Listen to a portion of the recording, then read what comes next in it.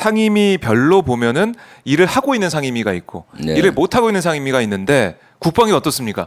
국방이 일을 못해서 못하고 있어요. 오늘 예. 오후 1시 반에 또 기자회견을 계획했습니다. 국방이- 상임위를 열어서 해야 되는데 상임위를 안 열어주니까 기자회견을 할 수밖에 없는 네. 상황이죠. 원래 수요일 날 어제 그저께 국방위를 열도록 돼 있었어요. 9시 20분에 잡혀 있었죠, 아침에. 그런데 일방적으로 성일종 국방위원장이 취소를 시켜버리고 그것도 문자로 이렇게 띡 보낸 거예요. 예. 취소했다고. 왜 취소했다는 겁니까? 취소의 그것은 제가 그 전날 대정부 질문할 거기 때 그거에 그걸 대해. 가지고 사과를 해야 청문 그 국방위를 연다. 네. 그것은 국민의힘 지도부로부터 자기가 지시를 받아서 그렇다 사과하라라고 요구해서 못한다고 얘기했고 사실은 그날은 숨은 의도가 있다라고 봐요. 사과는 명분이고 왜냐하면은 그날 국방위가 열리면 첫 국방이잖아요. 네. 간사도 선임이 되고 소위도 구성되지만은 현안 질의가 이어서 업무 보고 받고 있었거든요.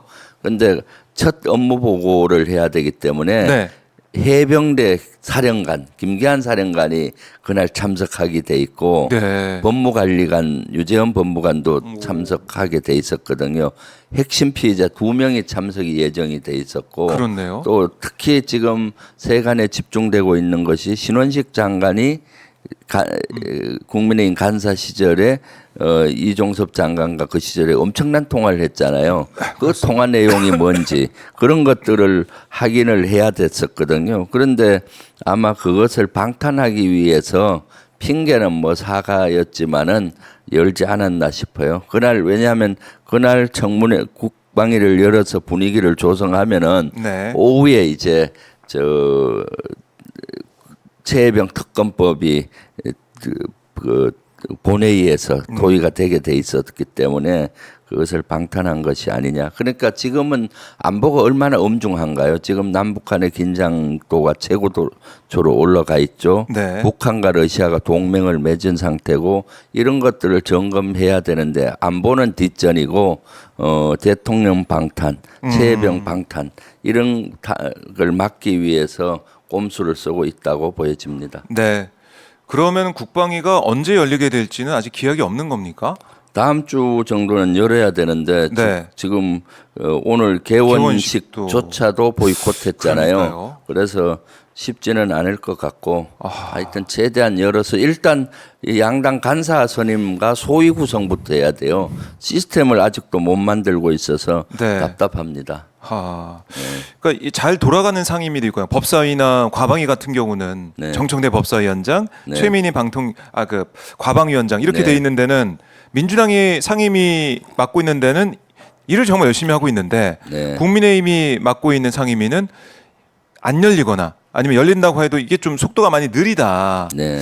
이걸 보면서 많은 분들이 상임위원장 자리가 너무 중요하다. 네, 이렇게도 그렇죠. 말씀하시더라고요. 상임위원장이 우리가 네. 맡은 상임위는 잘 돌아가고 있고 지금 국민의힘이 맡은 상임위는 아직 제대로 아주 출발도 못한 상임위가 대다수죠. 네. 그러니까요. 네.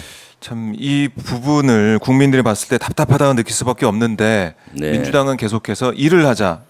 정부 여당이 원래는 일 좀 합시다라고 야당을 설득하고 해야 되는데 지금 완전히 달라져가지고요. 네, 이것도 그렇습니다. 누가 여당이냐, 네. 누가 야당이냐 모르겠다. 이렇게도 말씀 많이 하시는 것 같아요. 네, 그렇습니다. 네, 그래서 국방의 여러 가지 현안, 그러니까 최혜병 특허범도 있지만은 네. 지금 외교 문제 아니면 국방 문제, 북한과 러시아가 이게 밀착하는 가운데 우리 국방위가 열려가지고 여러 사안들 논의해야 되는 거 아니겠습니까? 네, 그렇습니다. 엄중한 상태죠 지금. 아주 네. 엄중한 상황이잖아요.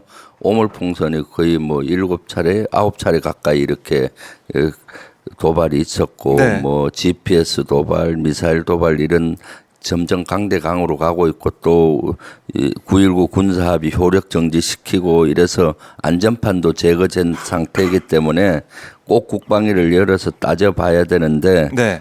지금 국민의힘이 담당하고 있는 위원장 정일종 위원장이 지금 보이콧을 하고 있는 상황이니까 너무 어이없는 겁니다.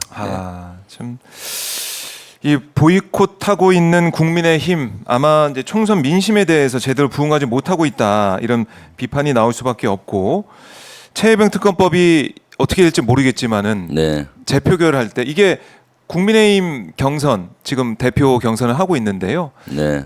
그 전에 할 거냐 대표 선출되기 전에 할 거냐 후에 할 거냐 이것도 시점 가지고 여러 가지 얘기가 좀 있더라고요. 아, 네. 왜냐하면 이제 한동훈 국민의힘 이 대표 후보가 아니 이거 대법원장이 추천하는 그 네. 특검을 하면은 우린 할 수 있다, 우리가 해야 된다 이런 얘기를 하더라고요. 네, 그렇습니다. 어떻습니까? 대법원장이 추천해서 하는 이 특검 받을 수가 있습니까? 그것도 뭐 한 방법이라고 보여지긴 해요. 왜냐하면은 지금 조국 혁신당에서도 지금 하나 제의를 했잖아요. 예를 들면 지금 거기에 특검의 추천이 교섭단체 1명, 비교섭단체 1명 네. 해서 대통령이 결정하잖아요. 교섭단체 1명은 우리 민주당인 거고 비교섭단체에서 1명을 하는데 네. 조국 혁신당에서. 혁신당에서는 비교섭 단체 거는 자기들이 포기할 수가 있다. 그러면은 예를 들어서 변호사 협회라든가 대법원장이라든가 네. 누구가 추천을 해서 하는 안, 한동훈 안은 대법원이 추천해야 된다. 이게 예. 아니잖아요.